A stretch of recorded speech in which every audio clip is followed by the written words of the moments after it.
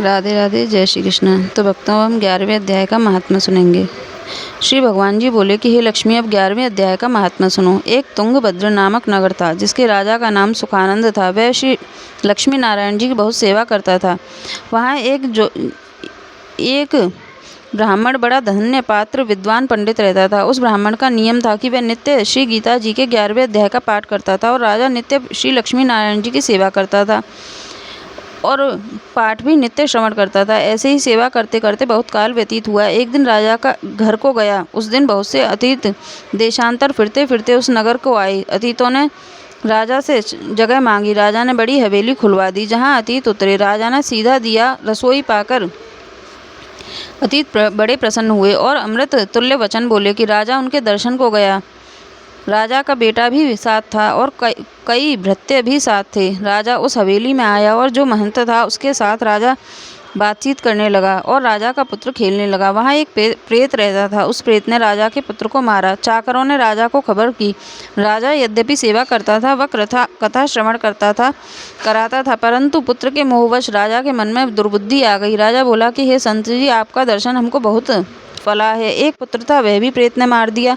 तब संत बोले कि हे राजन, चलो देखें कहाँ है तेरा पुत्र। राजा, ब्राह्मण, महंत सभी वहाँ आए जहाँ राजकुमार मरा पड़ा था। तब ब्राह्मण ने कहा कि अरे प्रेत, तू इस लड़के पर कृपा दृष्टि कर जिससे यह लड़का जी उठे, और मैं तुझे श्री गीता जी के 11वें अध्याय का पाठ सुनाता हूँ। तू उसे श्रवण कर, इससे तेरा कल्याण होगा। अब तू पिछले जन्म की बात कह।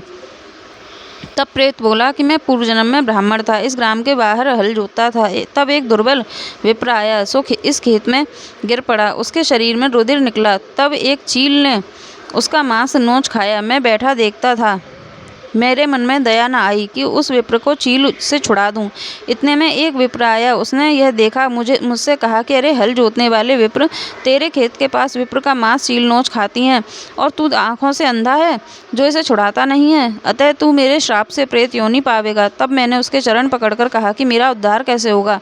उस विप्र ने कहा कि तुम जब तुमको कोई गीता जी के 11वें अध्याय का पाठ सुनावेगा तब तेरा उद्धार होगा। प्रेत अपनी कथा कह चुका। तब विप्र ने राजा से पूछा कि राजा ने कहा इसका उद्धार करिए और मेरे बेटे को जीवित करिए। तब विप्र ने गीता जी के 11वें अध्याय का पाठ करके प्रेत पर जल छिड़का, जिससे प्रेत ने अधम देह से छूटकर देवदेही पाई और राजा का पुत्र भी सजीव हो प्रेत देही में श्याम सुंदर चतुर्भुज रूप हो गया। स्वर्ग में से विमान आए, उसमें बैठकर वह प्रेत स्वर्ग को गया। राजा का पुत्र भी गीता जी के 11वें अध्याय का पाठ सुनने से श्री नारायण जी का भक्त हुआ।